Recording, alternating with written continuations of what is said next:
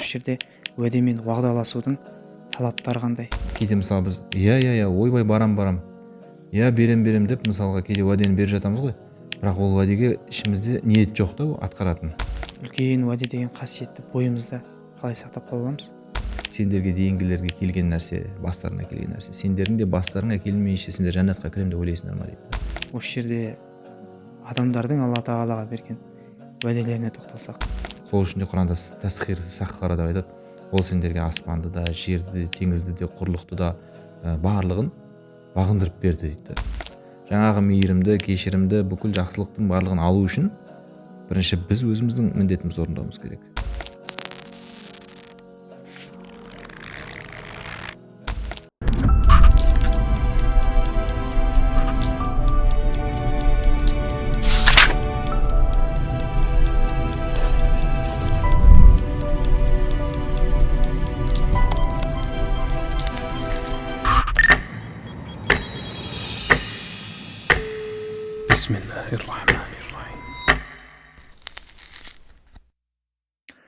Ассалаумағалейкум, таным арнасының тұрақты көрермендері. Бүгін уәде еткеніміздей өздеріңізбен қайта жолығып отырмыз. Жалпы бүгін талқылайтын тақырыбымыз да уәде тақырыбында болмақ. Әдеттегідей енді бұл біздің дәрістерімізге көмегін беретін өзіміздің Дастан ұстазымыз келіп отыр. Ұстаз, қош келдіңіз. Ұстаз, енді уәде мен уағдаласу жайында әңгімемізді жалғастырсақ, ғалымдарымыздың жалпы осы уәде құндылығындағы қағидалы сөздермен әңгімемді бастағым келіп отыр. Уәде шыншылдық пен әділеттіліктің бауыры, ал опасыздық өтірік пен әділетсіздіктің жақыны деген керемет сөз бар ғой.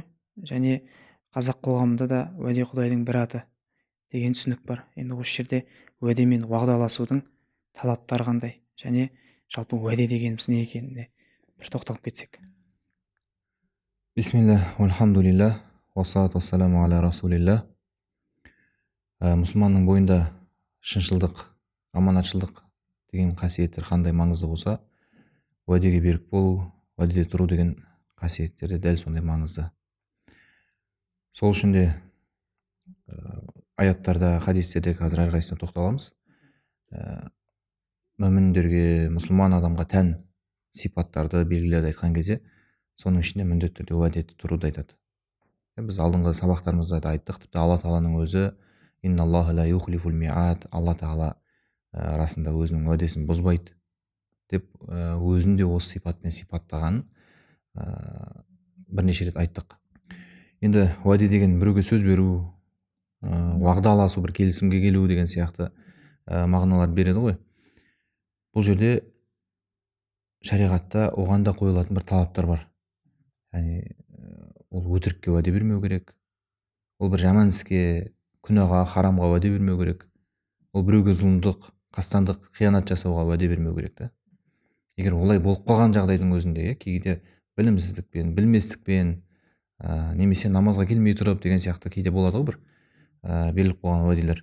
Ол жайында да пайғамбарымыз саллаллаху алейхи вассалам айтады: кімде-кім бір нәрсеге ант беріп, кейін басқа бір істі одан жақсы деп тапса, немесе бұл істің дұрыс емес екеніне көз жетсе, біреудің ақысы бар екен, зұлымдық деген сияқты жаңағы.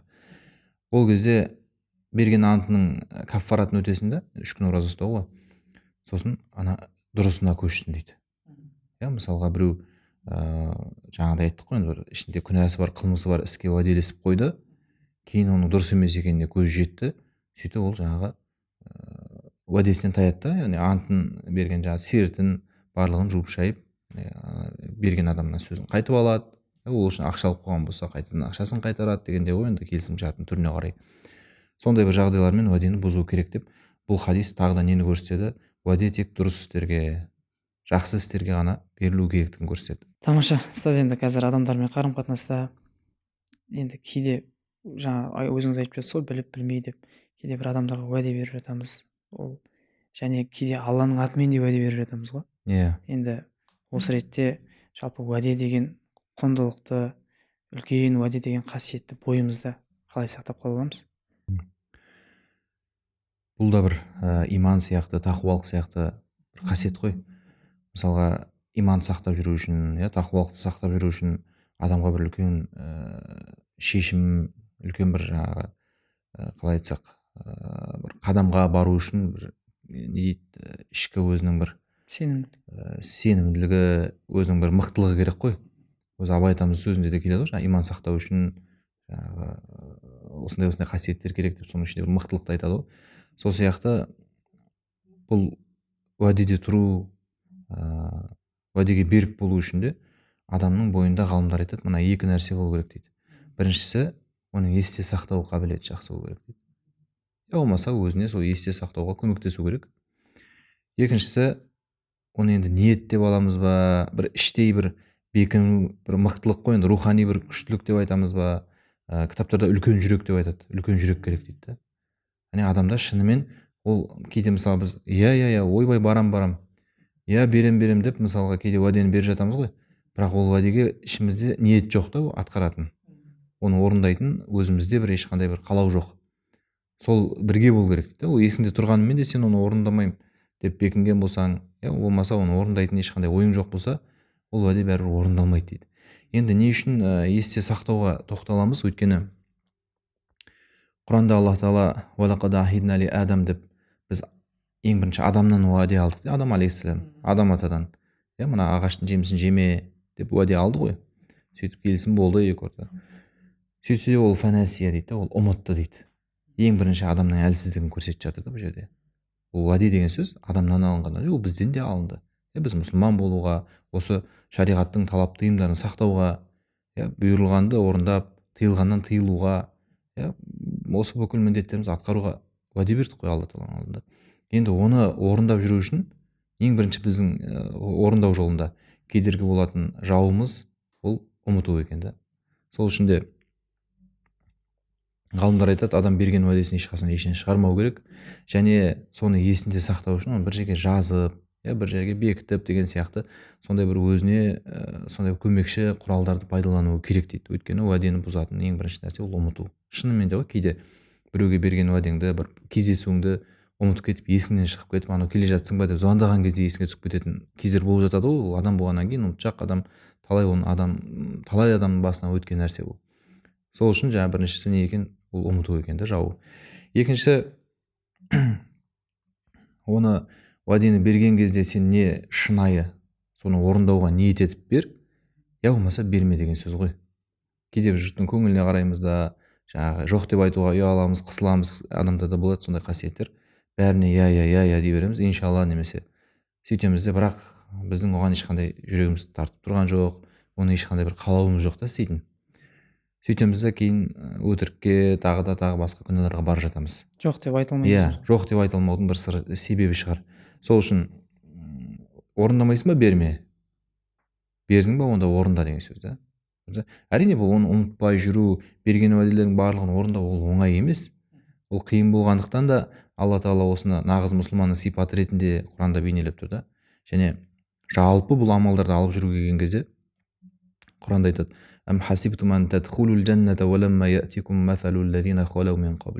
сендерге дейінгілерге келген нәрсе, бастарына келген нәрсе, сендердің де бастарыңа келмейінше сендер жәннатқа кіремін деп ойлайсыңдар ма дейді. Яғни бұрынғы сахабалар көрген қиындықты көрмей, олар көрген осы діннің айналасындағы ауыртпалықты арқаламай, олар естіген әртүрлі жау тараптан сөздерді естімей, сонда сендер оңай жәннатқа кіріп кете саламын деп ойлайсыңдар ма дейді Құранда. Сондықтан да ол уәдеде тұру үшін де, ол шындықты ұстану үшін де, ол аманатқа берік болу үшін де, барлық исламдағы жақсы қасиеттерді бойда сақтап жүру үшін ол үлкен күрес керек, үлкен еңбек керек. Ал дәл осы уәдеге қатысты ол есте сақтау мен шынайы ниет керек. Сіз енді айтып жатсыз ғой, жаңа адамға жүрек керек деп жатсыз ғой, үлкен жүрек керек деп. Енді қазір шынымен де айтып жатырсыз. Ұмытып кетіп жатамыз ғой, енді пенде болғаннан кейін біреуге бір уәде беріп қоюымыз мүмкін, бірақ кейде ұмытып кетіп жатамыз. Шынымен де енді осы жерде сізге әңгімемізді ары қарай жалғастырсақ, Алла Тағаланың бізге берген уәделерін Құран аяттарынан біз білеміз ғой. Бізге өзінің рахымын, кешірімін, ол ең үлкен уәдесі бізге өзінің дидарын уәде берді ғой. Енді осы жерде адамдардың Алла Тағалаға берген уәделеріне тоқталсақ. Ғалымдар уәдені түрге, дәрежеге бөліп қарастырады. Соның ішіндегі ең үлкен дәрежесі, уәденің ең биік дәрежесі ол адамның өзінің жаратушы иесіне, Раббысына, яғни Алла Тағалаға берген уәдесі дейді. Оны Құранда анық айтады: وإذ أخذ ربك من بني آدم من ظهورهم ذريتهم وأشهدهم على أنفسهم. Араф сүресінде алла тағала адам алейхисалам бар ғой, ең бірінші адам, соның белінен бүкіл ұрпақтарын шығарып оларды өз өздеріне куәлік етті. Сөйтті де мен сендердің раббыларың емеспін бе? Біз әл-мисақ дейміз ғой қазақта, қашаннан бері мұсылмансың деген кезде әл-мисақтан бері мұсылманбыз дейміз. Осы бір әл-мисақ деген сөздің өзінің мағынасы уәде ғой. Осы бір диалог жүрді де алла тағаламен адам алейхисаламнан туатын бүкіл адамзат баласына, адамзат ұрпағына екі ортада болған уәде. Сонда мен сендердің жаратып тәрбиелеуші раббыларың емеспін бе деп айтты дейді. Олардың барлығы бір ауыздан иә деп айтты дейді. Сонда бұл сөздеріңе өздерің куә болыңдар, ертең сендерге елшілер, пайғамбарлар келіп жатқан кезде біз оны білмейміз, естімедік деп айтпаңдар деген сияқты әрі қарай әңгіме жалғасады. Енді бұл жерде ғалымдар айтады, бұл дәл солай тура мағынасында болған іс деп айтпайды, әрине. Бұл бір мысал ғой. Енді кейде бір жансыз заттардың да диалогын бізге ұсынып жатады. Мысалы қабырға шегеге айтыпты, неге мені тесе бересің деп, шеге менің желкемнен ұрып жатқан затқа айтсам, оны маған неге айтасың деген сияқты бір нелер бар ғой мысалға. Сондай мағынада образды түрде бұл бізге алла тағаланың алдындағы міндетімізді жеткізу дейді. Енді алла бізді жаратты, осы бір бүкіл әлемді біз үшін жаратты. Құранда айтады ғой, ол сендерге аспан мен жердегі нәрсенің барлығын жаратты дейді. Қарасаңыз бүкіл жаңағы ауа кеңістігі болсын, аспан, күн, жер, өсіп жатқан дәнді дақылдар, небір нәрселердің барлығы қарасаң тіпті аң, құс, жан жануарлардың бары адамға қызмет ету үшін жаратылған ғой. Енді бүкіл жаңағы физикалық заңдылықтардың бәрі ойбай сен тоңып қалмас үшін, сен күйіп кетпес үшін, сен жанып кетпес үшін, сен ұшып кетпес үшін, барлығы сенің жағдайыңа қарай жасалған да. Сол үшін де Құранда тасхир саххара деп айтады, ол сендерге аспанды да, жерді, теңізді де, құрлықты да барлығын бағындырып берді дейді. Шынымен де адамға қызмет ету үшін, адамға игілігіне жарау үшін қаншама жаратылыс жаратты Алла тағала. Енді соның ішінде уалақад каррамна бани адам, біз адам баласын ерекше құрметтеп, ардақты қылып жараттық деп, сол басқалардың барлығына халифа, басқарушы қылып қойды Алла тағала. Бүкіл әлемді адам басқарады. Адамның игілігіне жаратты және адамның басқаруына беріп қойды. Енді осының барлығын түсінген, білген адам енді оның қайтарымы болу керек қой. Аллаға шүкірі, алғысы болу керек, өзінің міндеттерін, жауапкершіліктерін мойнына алып атқару керек. Соны уәде дейді. Соны осылай бір бізге бір образды түрде жеткізіп жатыр деп түсіндіреді ғалымдар. Енді біздің көбіміз алла тағаладан үміт етеміз. Бір ойбай ауырмасам екен, ойбай өмір жасым ұзақ болса екен, бай болсам екен, менде бәрі жақсы болса екен деген сияқты нәрселерді күтеміз. Жаңа айттыңыз, алла тағала бізге уәде берді, мейірімін уәде етті, кешірімін уәде етті деп. Алла тағала дүниеде де ақыретте бізге жақсылық беремін деп уәде берді. Бірақ оның бір шарты бар екен да. Алла уәдесін бұзбайды деді аятта. Бірақ ол уәдені орындау үшін бір шарты бар екен. Оны Құранда «Uzkuru ni'mati allati an'amtu алейкум», менің сендерге берген нығметтерімді естеріне шығармаңдар, бағана айтылған. «Ва ауфу би ахди», және маған берілген уәделерімді орындаңдар. «Уфи би ахдикум», сосын мен сендерге берген уәдемді орындаймын дейді. Қараңыздар. Жаңағы мейірімді, кешірімді, бүкіл жақсылықтың барлығын алу үшін бірінші біз өзіміздің міндетімізді орындауымыз керек. Біз берген уәдемізді орындауымыз керек та. Сосын барып алла тағала өзінің уәдесін орындайды. Енді ұстаз, алла тағала мен пенделердің арасындағы уәдеге тоқталдық қой. Енді осы жерде біздің алдымызда өмір сүрген ізгілердің алла елшісіне берген уәдесіне тоқталсақ, енді біз ол ізгілердің, жалпы сахабалардың ғой, олардың уәделерінен қандай өзімізге өнеге ала аламыз? Алла тағала Құранды түсірген кезде сол Құранды сендерге түсіндіреді, бүкіл жерін баяндайды деп пайғамбарымыз саллаллаху алейхи вассалам жіберді. Енді сол пайғамбардың істегенін істеңдер, қайталаңдар да, соны амал етіп менің ризалығымды табыңдар деді. Енді сол пайғамбардың істеген, орындаған, бірінші болып қайталаған ол сахабалар ғой. Бізге сахабалар қашанда үлгі. Тіпті пайғамбарды жақсы көру, құрметтеу, оның алдындағы сондай бір тағзым міндеттерімізді біз біле алмас едік егер сахабалар болмағанда. Өйткені сахабалар бізге көрсетті. Осының барлығын аузынан естіген әрбір хадисті жаттап алып бізге сахабалар жеткізді. Сондықтан да бұл діннің былайша айтқан кезде Құран мен хадистен кейінгі ең маңызды бір ұстыны болып есептеледі. Бізге сол Құран мен хадисті жеткізіп отырған сахабалар ғой. Сонда кейбіреулер енді түсінбегенсін, білмеген соң айтып жатады, ол арабтар неге айтып жатыр, ол араб қана емес сахаба деген, оның ішінде парсы да болды, оның ішінде түркі де болды, ол сахабалардың ішінде әртүрлі елдер, халықтар болды. Сахаба деп пайғамбар салам көзін көргенде айтамыз ғой. Сол заманда өмір сүріп, сол заманда сол жерде болып қалғаннан кейін ол сахаба болып тұр да. Енді бұл сахабалар қай жағынан болсын мейлі, ол құранды оқу болсын, ол пайғамбардың хадисін жаттау болсын, ол осы діни ұстанымдарды беріктікпен, сондай бір мықтылықпен ұстану жағынан болсын, немесе мұсылманның ең көркем мінезін көрсету жағынан болсын, барлығынан бізге үлгі. Біз сахабаларды үлгі тұтамыз. Өйткені олар пайғамбар саллаллаху алейхи вассалам тәрбиесінен шыққан, соның мектебінен шыққан алғашқы түлектер ғой. Сол үшін қандай да бір нәрсені айтсақ та, соған мысал ретінде солардың өмірінен алып келеміз ғой енді, солардың іс-әрекетінен. Мысалға уәдеде тұрудың ең үлкен бір дәрежесін біз сахабалардан көреміз. Неге? Өйткені пайғамбар саллаллаху алейхи вассаламның олармен қарым-қатынасы уәдеден тұрды. Мысалға мұхажирлер болсын, Меккеде сахабалар, ансарлар болсын, мәдиналық сахабалар, олар ислам қабылдаған кезде пайғамбар саллаллаху алейхи вассаламға келіп уәде береді. Байғат дейді, оны сира кітаптарында байғат деп айтады. Біз алла елшісіне былай деп байғат бердік деген сахабалардың сөздері көп қой.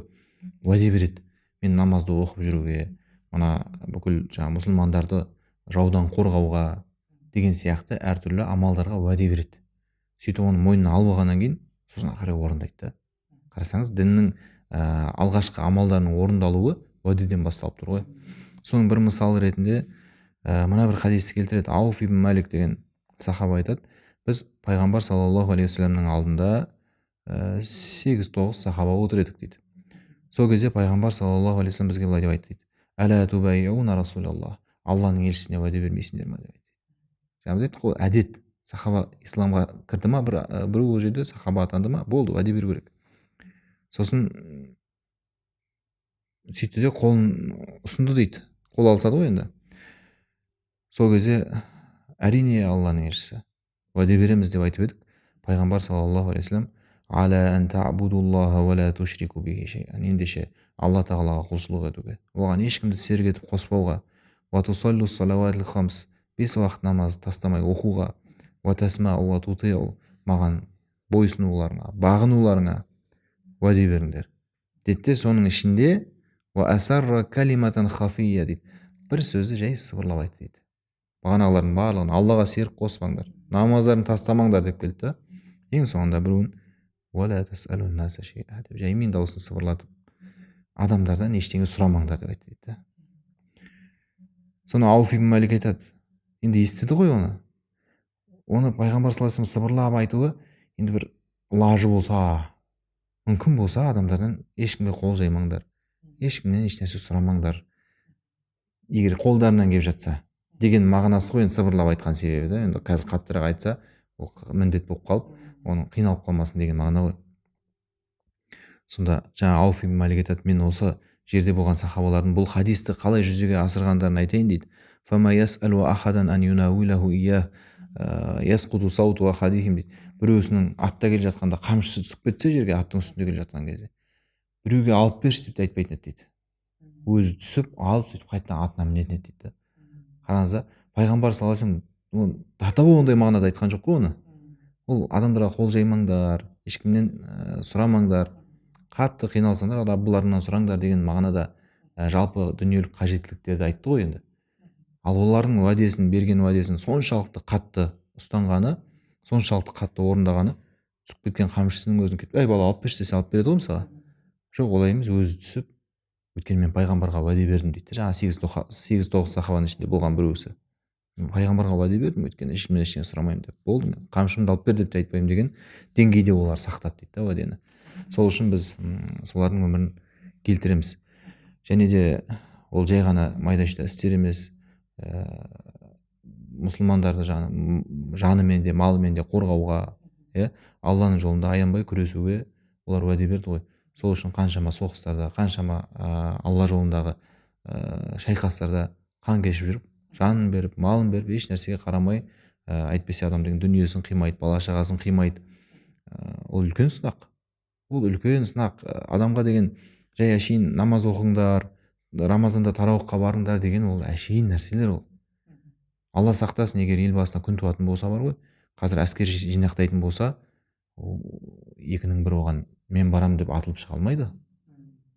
Ол ең тәтті нәрсе адамның жаны ғой. Ол аятта да солай келеді. Құранда біреулер айтты дейді, алла тағала айтады, мыналармен соғыспаймыз ба, қашан біз бастапқы кезден жихад соғысуға рұқсат етілген жоқ қой. Қашан біз соғысамыз, қашан біз бүйтіп қор болып жүре береміз, алла тағала неге рұқсат бермейді, неге соғыспаймыз бұлармен кәдімгі қарумен деп айтты дейді. Сөйтіп бір уақыттары ал енді өздеріне төніп келген жаңағы жаулармен соғысыңдар деп рұқсат берілген кезде бағанағы кешегі айтып жүргендердің біраз жоқ болып кетті дейді. Ол жеме жемге бетпе бет келген кезде өлім деген, қан деген жаман нәрсе ғой. Сондықтан сахабалар берген уәделерінде солай тұрды. Олар дүниеге де, бала шағасына да, өзінің жанына да қимастықпен қараған жоқ. Алла талап етіп жатыр ма, болды. Мұсылман қауымына, біздің Мәдинаға мысалға қауіп төніп тұр ма, болды, мен жанымды берем деген деңгейде уәдеде тұрды ғой. Сондықтан да бұның барлығын көріп тұр. Осы бір буынның жалғасы болып тұрып, осы бір жаңағы пайғамбардың бізде сондай үмбеті болып тұрып, біреудің біреуге жаңағы майда шүйда істерде берген уәдесін жұтып қойып жататын болса, ол үлкен қиянат та. Біріншіден дінге жасалған қиянат, екінші мұсылман атына жасаған біздің бір келтірген кіріміз ғой. Енді қазір мешітте жүрген, мешітке барып жүрген нәби уәдесінде тұрмайды екен десе, оның ар жағында мешіт, ислам, Құран бәрі кетеді да. Дін бәрі кетеді. Пайғамбар да кетеді оның ар жағында. Сондықтан да уәдеге қатты маңыз беретін содан. Тамаша ұстаз. Енді өзімізге оралайықшы. Сілтеп айтып жатсыз ғой, енді өзімізге оралайық. Ұстаз, енді қазақта бір атымдай керемет сөз бар ғой. Айтылған сөз атылған оқпен тең деп келтіріп жатады.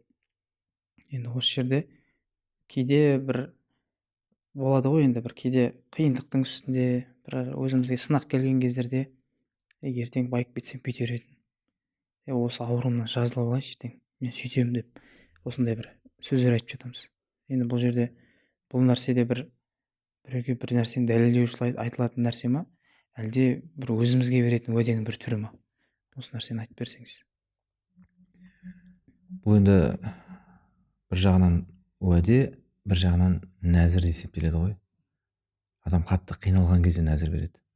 Мысалға жоғалған адамы табылмай жатса, бір көптен бері қойған мақсатына қайта талпынып, қайта әрекет жасап тырысып қол жеткізе алмай жатса, сондай кездерде адам кейде осы болып кетсе бір құрбан шалар едім, осы болып кетсе өйтем бүйтем, астымда көлігім ініме бере салам деген сияқты нәрселерді кейде нәзір етіп айтады адам. Кейде соған ниет етеді, кейде бір сондай нәрселерге жаңа біреумен отырған кезде, бір ортада менде болса ғой, сол мен бүйтер едім деп айтады. Бұның барлығы негізінде уәдеге жатады, орындалуы керек. Өйткені имам Табарани мынандай бір хадисті келтіреді. Мәдинада Саалаба деген бір кісі болды дейді. Бұны сахабалар айтады. Мәдинада Саалаба деген кісі болды. Бір күні ансарлардың, мәдиналық сахабалар ғой, жиынына келді де қатысты, сөйтіп сондай бір әңгіме болған шығар. Соның ішінде мынадай деп айтты дейді. Лаин атани Аллаху мин фадли, егер алла тағала маған өзінің кеңшілігінен мол дүние берсе, атайту минху куллази хаққин хақ, мен оның әр кімнің хақысы бар. Енді мал жайдан жай келмейді ғой, сенің қарамағында жұмысшыларың болады, саудада серіктестерің болады дегендей. Солардың әрқайсысына өзінің хақысын берер едім. Ва тасаддақту минху ва васалтул қараба, мен және одан көп садақа берер едім, ағайын туысқа көп жақсылық жасар едім деген әңгімелер ғой. Сөйтті де көп ұзамай жаңағы айтып жатқан кісінің немере інісі ғой, көкесінің баласы дейді, әкесінің бауырының баласы ғой, енді қайтыс болады. Сөйтеді де артында мирас қоры болмайды. Бізде енді шариғатта мирас бірінші тікелей ұрпақтарына, сосын әке шешесіне, сосын туған бауырларына көше береді олай. Бұлардың ешқайсысы болмаған жағдайда уже немере көкесі деген сияқты екінші, үшінші жақтағы туыстарға көшеді. Сөйтіп жаңағы мирас мына уәде берген кісіге келіп қалады ғой. Аяқ астынан мал дүниеге кенеледі да көп. Бірақ бағанағы берген уәдеңнің біреуін де орындаған жоқ дейді. Сосын алла тағала олардың ішінде егер алла маған кеңшілігінен берсе садақа берер едік салихалардан болар едік деп уәде беретіндер бар. Алла тағала оған өз кеңшілігінен төгіп жіберген кезде сараң болды оған. Бағанағы айтқанның бәрін ұмытып теріс бұрылды дейді. Осы аят жаңағы адамға қатысты түскен ғой. Сөйтті де артынша осы аят түсті деп айтты да жаңа сахабалар. Бұл біздің айтып отырған жаңа адамның аузынан шыққан сөздер ол уәде екеніне дәлел да. Екінші бір мысал, бұл енді қисса, бұны да пайғамбарымыз саллаллаху алейхи вассалам хадисінде бізге риуаят етеді. Бұрынғы Бану Исраил дейміз ғой, баяғы Мусаның қауымдары ғой. Солардың ішінде енді әйгілі қисса, бұны барлығы білетін шығар. Алапес, таз, соқыр болыпты дейді ғой. Бір күні алла тағала оларды сынау үшін бір періштесін жіберіпті адам бейнесінде. Сөйтіп алапеске келіпті, не арманың бар, не тілегің бар? Ой, мына үстімдегі жаңа тер ауру ғой, енді аурудан айықсам екен, адамдар менен қашпай, жеркенбей, кәдімгідей адамдармен адам сияқты араласып жүрсем екен дейді. Сөйтеді, бір сипап бүкіл денесіндегі ауруын жазып жібереді. Енді қандай мал қалайсың дейді. Мал дүниеден не болғанын қалайсың дейді. Сөйтеді, түйені жақсы көремін дейді. Сөйтеді, жаңағы 10 айлық дейді, түйелер 10 айда төлейді ғой. Сол 10 айға толып тұрған буаз түйені қолына ұстатады да кетеді. Екінші жаңағы тазға барады. Одан да сұрайды, не арманың бар деп. Мен жаңағы шашым өссе, адамдарға ұялмай шықсам арасына. Сосын оның да басын бір сипап шашын өсіріп жібереді. Одан кейін не мал қалайсың дейді ғой, малдың қандай түрін. Мен сиырды жақсы көремін. Оған да жаңағы әне-міне төлдейін деп тұрған буаз сиырды береді. Сөйтіп кетіп соқырға барады.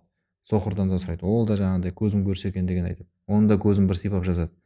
Сосын не тілейсің деген, малдан не керек деген кезде қойым болса дейді, оған да сол төлдейін деп тұрған қойды қолына ұстатып кетеді. Сөйтіп әрқайсысының жаңа берген түйесі, енді Алланың берекесі ғой, періштенің қолымен әкеп беріп тұрған. Ананың түйесі бір сай түйе болады. Ананың сиыры да бір сай сиыр болады. Қойы да жаңағы бір сай толтыратын қой болады. Сөйтіп былай шыққан кезде малдан мал бітіп байиды ғой енді. Енді алла тағала сынайын деп берді ғой басында. Сосын жаңағы періштені бір міскін, бір кедейдің бейнесінде тағы жібереді. Барады да бірінші алапеске барады. Маған жаңағы жолда қалған бейшарамын, үйіме жете алмай жатырмын, кішкене тамақ, жол пұлын берсең деп. Сонда ой, сендер сұрайсыңдар, менің де так жетеді туған туысқандарым, бәріне қарасып отырмын деген сияқты нәрселерді айтады. Бұл не мал оңай келді дейсің ба маған? Қайыршыланбаңдар деген сияқты ұрсады ғой енді анаған. Сонда Алланың бергені ғой, неге сен өйтіп не қыласың, кеше ғана осыған зар болып алапес болып отыр едің ғой дейді. Жаңа періште айтады, жоқ дейді, сен қайдағыны айтпа, бұл мен әкеме бабамнан келе жатқан, өзіміздің атамыздан бері ұрпақтан ұрпаққа келе жатқан малымыз дейді. Жақсы, егер айтқаның өтірік болса, алла тағала сені бұрынғы халіңе қайтарсын дейді да кетіп қалады. Сөйтіп неге тазға барады, тазда да дәл сондай болады. Оған да айтады, егер айтқаның өтірік болса, алла тағала сені бұрынғы халіңе түсірсін дейді. Сосын соқырға барады ғой. Соқыр алады да, ойбай қалаған мал дүниеден ал, менің бұған еш еңбегім жоқ. Алла тағала бір күнде бере салды. Бір күнде көзімді жазып жіберді. Бейшара зағип жан едім. Мен алла тағалаға қарыздармын, оған алғысым шексіз. Сондықтан қалағанды ал, қалағанды қалдыр. Мен ананы ал, мынаны алма деп айтпаймын дейді ғой. Сонда жаңағы періштем, жоқ, мен Алланың сынағымен келген жаңағы періштемін, саған Алла одан сайын берекені бере берсін деп дұғасын жасап кетеді.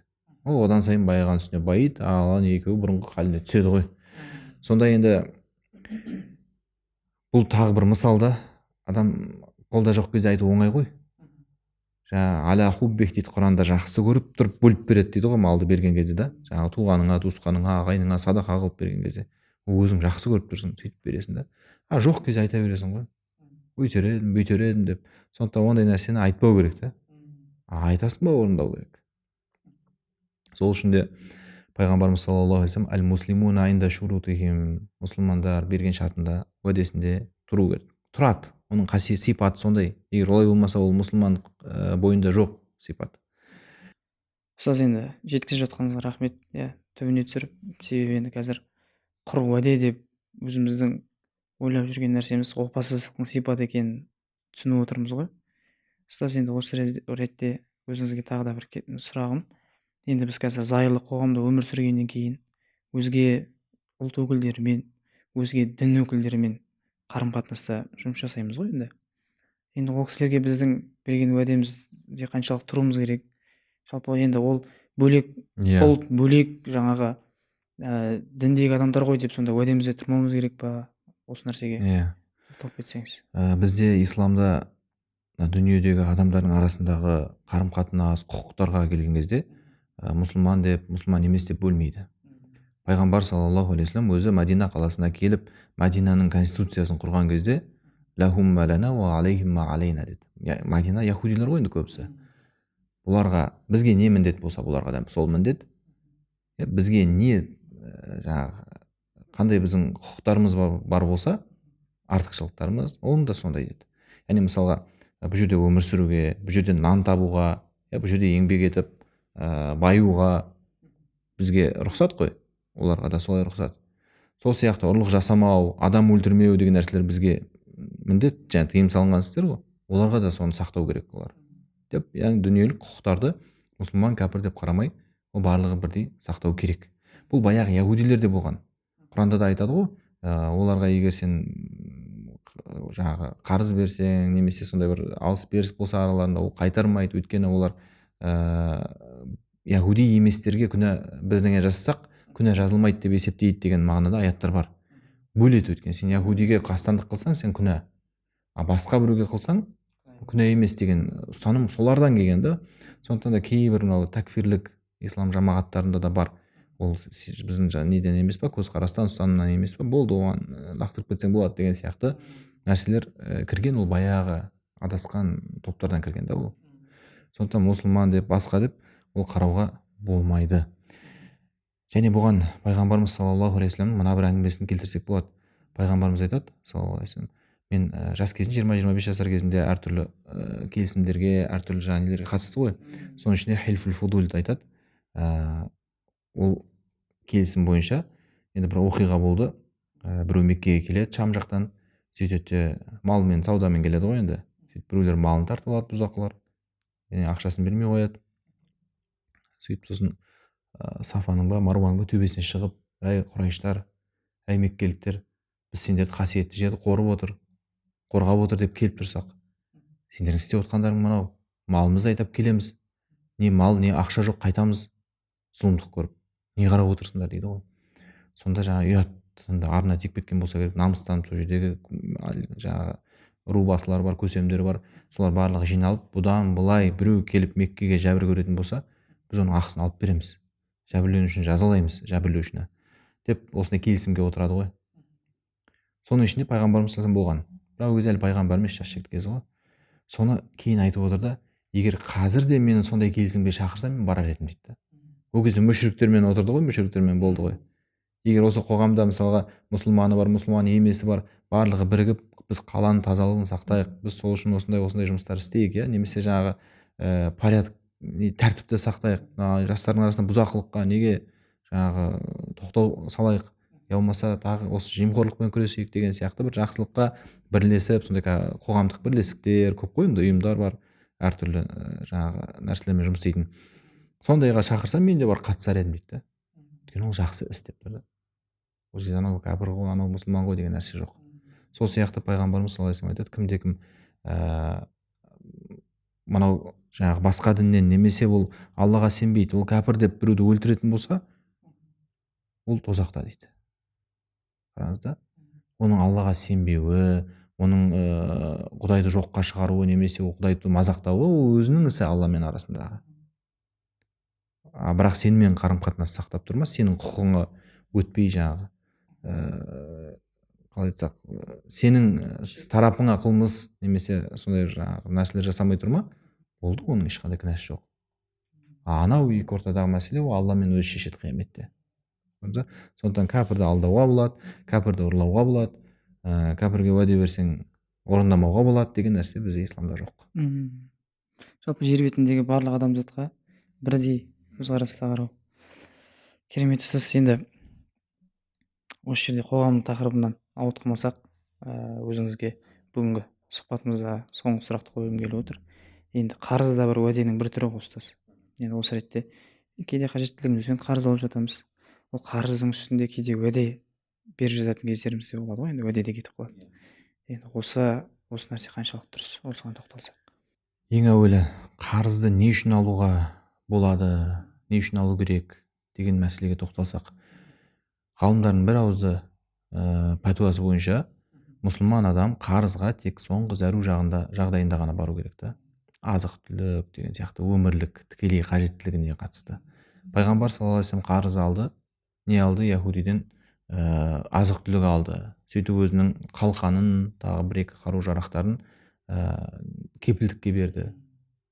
Кепілдікке қойып, сондай азық түлік алды деп әдейі айтады да. Қараңыз. Бұл сондай бір тығырыққа тірелген кезде, былайынша жаңағы басқа амал қалмаған кезде жүгінетін нәрсе қарыз. Сондықтан бүгінгі күнгі біздегі жаңағы ұялы телефонға, шаш кептіретінге, тағы бірдеңеге алып жатқан қарыздар, ол пайыз қосылғанда айтып тұрған жоқпын. Тіпті пайызсыз таза қарыз қылып бергеннің өзінде де ол дұрыс емес. Өйткені ол тікелей адамның бір қатты қажеттілігіне жатпайды. Түсіндік қой. Ал енді қарызды қайтару мәселесі, бұл өте қатты қаралатын нәрсе Алла Тағаланың құзырында. Оның мысалын, дүниедегі мысалын айтатын болсақ, пайғамбар саллаллаху алейхи вассалам жаназаға келіп сұрайды екен, мынаның қарызы бар ма деп. Егер бар десе, саллу аля сахибикум, онда бұл жолдастарыңа немесе бауырларыңа өздерің оқи беріңдер деп оқымай кетіп қалады екен да. Қараңыз. Немесе бұның қарызын кім мойнына алады деп айтады. Мен аламын, Алланың елшісі, міне өтеп берем десе, сосын барып оқиды екен да. Сондай жағдай болған бір рет. Сосын пайғамбар саллаллаху алейхи вассалам әлгі мойнына алған сахабаны 3 күннен кейін ба көріп қалады. Өткендегі қарызын не істедің дейді. Қайтарам ғой, асықтырып жатқан жоқ деп не қылады ғой. Сонда ананың денесі әлі қызып жатыр ғой дейді да. Сен мойныңа алдың ғой, сен өтеген жоқсың қарызды. Қарызбен барзақта қабірде жатыр, ол әлі қызып жатыр денесі дейді. Тез барып өте дейді. Көрдіңіз ба? Қарыздың адамға ауыртпалығы, Алланың алдындағы ақыреттегі беретін оның қиындығы көп. Тіпті адам Алланың жолында шахид болып өмірден өтсе дейді. Шахид деген сөз ең үлкен пайғамбарлардан кейінгі дәреже ғой. Сондай болып өмірден өтсе де, оның қарызы болатын болса, оның күнәсі кешірілмейді, жәннатқа кірмейді дейді. Өтелмейінше. Әйтпесе шахид, біз қазір міне түсінікті болу үшін айтайық, адам өлген кезде барзақта қабірде жатыр барлығы. Әлі ешкім жәннатқа кірген жоқ. Бәрі қабірде жатыр. Ертең қиямет болады, қабірден қайтадан тіріледі, есеп қисап, сосын барып кіреді жәннатқа. Бірақ шахидтер бөлек. Шахидтер сол мезетте жәннатқа кіреді. Бірақ соның өзін қарызы болса, Алла Тағала оны тоқтатып қояды екен да. Қарыздың несі. Одан кейін бағана біз айттық, қарызды қайтаруға, уәдені орындауға бір үлкен не керек дедік, жаңа есте сақтаумен үлкен жүрек керек дедік қой. Былай іштей адам өзінің ниеті болу керек та, орындаймын деген. Сол сияқты қарызда да осы ниетке қарала деген. Абу Хурайра жеткізетін хадисте пайғамбар саллаллаху алейхи вассалам айтады, кімде-кім біреуден қарыз алып жатқан кезде оны қайтарам деген ойы болса, ниеті болса, Алла Тағала оған жәрдем береді. Соңына дейін төлеп біткенше Алла оның жәрдемінде болады. Ан жағынан, мын жағынан әйтеуір ақшаларды шығарып беріп, дүниелерді келтіріп беріп, оны қайтарып тастады. Ал кім бар дейсің оған дейін деген сияқты әйтеуір бірдеңе қылып жоқ қылып жіберем, бірдеңе қылып өзім жоқ болып кетем деген жаңағы ниеті болатын болса, юриду итляфтен құртып жіберем, аламда қарызды жұмсап құртып тастаймын, болды, одан кейін не беремін мен оған, мен немді алады одан кейін деген сияқты сөйтіп құртып жіберем деген ниеті болатын болса, Алла Тағала оның өзін құртып жібереді дейді. Қараңыз да, сен адамның ақысымен ойнама, адамның ол саған өзіне керек болмағасын беріп тұрған жоқ қой қарызды. Оның да бір есебі бар, оның да бір ертең жарататын жерлері бар. Ертең қыркүйек басталған кезде өзіңде бір мектепке төлейтін, басқа киім алатын деген сияқты балаларына өзің орны бар ғой есептеп отырған. Бірақ дәл қазір жұмсайын деп отырған жоқ. Сосын сен жарты айға, бір айға бере тұршы деп сұрадың, бере қойды. Сенді да өйткені саған. Ортаңдағы жақсы қарым-қатынасқа сенді, сен намаз оқып жүргеніңе сенді, мұсылмандығыңа сенді, мешітке барып жүргеніңе сенді. Осы сен бүкіл саған сенім артып тұрғаннан кейін, саған сеніп тұрғаннан кейін ол беріп тұр да. Ал енді соның барлығын адам таптайтын болса, бүкіл ортадағы сыйластық құриды, Жаңағылар жаңағыда бағана біз айтқандай дін ислам бәрі қап қара болады да, қоя қойшы соларды дейді да. Намаз оқыған не пайда оның, алғанын бермейді, қайтармайды деген сияқты нәрселерге алып келеді. Және пайғамбар саллаллаху алейхи вассалам тағы бір хадисінде сендер үйленген кезде әйелдеріңе уәде бересіңдер дейді, уәделеріңді орындаңдар дейді. Енді аманат қой, арқаладыңдар, оны алланың сөзімен өздеріңе адал еттіңдер, сендер мұсылман болғандықтан беріп тұр ғой. Және бұл жерде махрды айтады да. Қазір мынау махр деген енді әзілге бір неге айналып кетті ғой. Тіпті неке қиып жатқан кезде де әдейі күлкі болсын, қызық болсын деп 3 бөлмелі пәтер, Бентли, тағы бірдеңе, самолет, вертолет деп айта салатын болды да. Бұл жай әшейін айтылатын нәрсе емес. Аузыңнан шықты ма, сен оған келісіп бердің ба, сол жерде болды, сен мойнында қарыз ол. Қарыз, өмірден өтіп кетсең де тұра береді мойнында ілініп. Ол сөйтіп қараңыз, қайтармай, махрды бермеймін деген ниетпен жүріп, сөйтіп өмірден өтсе, ол қиямет күні зинақор болып тіріледі да. Жауапкершілік сондай нәрсе. Бұл әшейін түсіріп алып ертең естелік болсын деген нәрсе емес та. Сөйтеді де хадистің жалғасын айтады. Біреу қарыз алып жаңағыдай, оны қайтармаймын деген ниетте жүріп сөйтіп өліп кететін болса, қиямет күні ұрлықшы болып тіріледі дейді. Алған қарызын ол қарыз алған емес, ұрлап алған болып есептеліп тіріледі да қияметте Алланың алдында. И сұрауы да жауабы да сондай болады. Сондықтан ол уәденің ішіндегі ең үлкені адамдардың арасындағы ол қарыз деп айтсақ болады. Сондықтан қарызды қайтаруға асығу керек. Ең бірінші оны не болса соған алмауға тырысу керек та. Рахмет ұстаз. Енді уәдеге берік болу керек деген жақсы түсіндіріп бердіңіз ғой. Енді жаңа айтып жатсыз ғой өзіңіз, қоғамдағы ең енді көбіне бір актуалдық тақырып қой, жаңағы махр деген нәрсе. Енді көбісі ойнайды, күледі, айта салады, бүйте салады. Сондықтан енді барлық осы қыз келіншектерге болсын, ер азаматтарға болсын, осы сұхбатымыздан алған бір керемет пайдалы ақпарат болады деген үміттеміз. Сондықтан құрметті көрермен, сіздердің осындай керемет біздің арнамыздан пайда алып жатырсаңыздар, егер де комментарий бөліміне пікір қалдырсаңыздар болады, және löпелеріңізді басыңыздар. Осындай керемет ақпараттарды достарыңызбен бөліссеңіздер де біз үшін керемет қолдау. Сондықтан келесі кездескенше күн жақсы. Назарларыңызға рахмет.